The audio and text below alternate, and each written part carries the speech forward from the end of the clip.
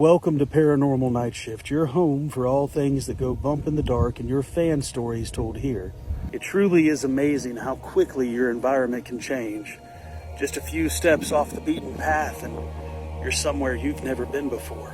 Living in the city, we surround ourselves in that belief. Seeing is believing. We don't enter that world. But what if you trespass somewhere where you shouldn't be trespassing? What if you walk into the tree line? Allison from New York writes in, I hated camping. I don't know why my parents thought the idea of a Canadian wilderness frontier was going to be something we wanted to do. Within an hour of being there, me and my brother were absolutely bored and driving each other crazy. No Wi-Fi, no internet, no video games, no TV. What else were we supposed to do? Play board games? Yeah, 5 minutes in that, we realized why they're called board games. We were bored. Mom and Dad said, well, why don't you go explore? That's the whole point of being out here, getting closer to nature. It's going to be fun. There's a creek about a quarter mile down the road. Go, take your brother, go for a walk, enjoy the fresh air. You want me to go mountain climbing? It's not mountain climbing. It's just a walk, my dad said. Just go for a walk. Enjoy it. Reluctantly took my little brother with me and we made our way on our hike. Just a hike. We followed the sound of the water. We knew we were getting close. And Dad and Mom were right. It was really beautiful. We walked closer and closer to the little creek and we saw some deer and squirrel and other things like that drinking out of the creek. It truly was peaceful. But then it got really, really quiet. The deer seemed to be startled. Something startled them. They took off into the field. Even being a kid from the city, I understood that when the woods gets quiet, when things had run off, something larger had scared them away. Something predatorial had scared them away. It was so quiet. All I could hear was the creek running next to us. Everything else had gotten very quiet. Everything else had gotten too quiet. Suddenly we were surrounded by the sounds of trees falling, crunching leaves and branches being broken. Whatever was coming our way was very large, and it wasn't moving the trees.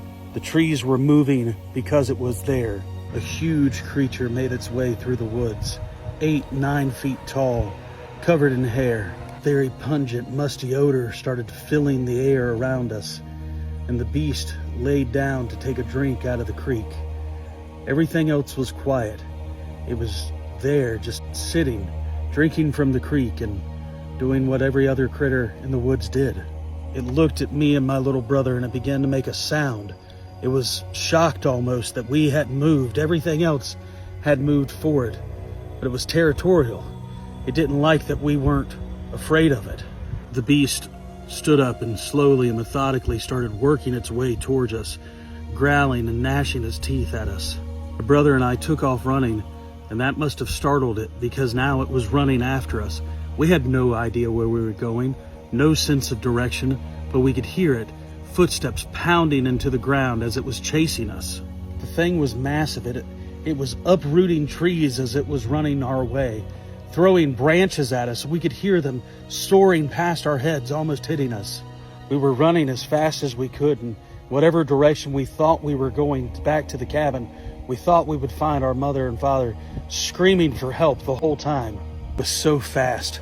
There was no use running. It was right on our tail now. I could feel its breath on the back of my neck. I grabbed a hold of my little brother and slung him like a rag doll.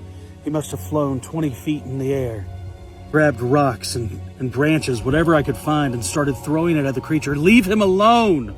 But it didn't matter. The creature was so much bigger than I was. There was no fighting something like this. I laid across my brother and closed my eyes and accepted my fate. And that's where I laid. I stayed there, crying for hours, until a park ranger and my mom and dad finally found us. My brother was severely hurt and had a concussion. I was beat up and torn up from running through the woods. They rushed us to the hospital. My brother, he made it. He was okay. Nobody believes what we saw, even today. Everybody wants to chalk it up to me and my brother falling. He fell and he hit his head.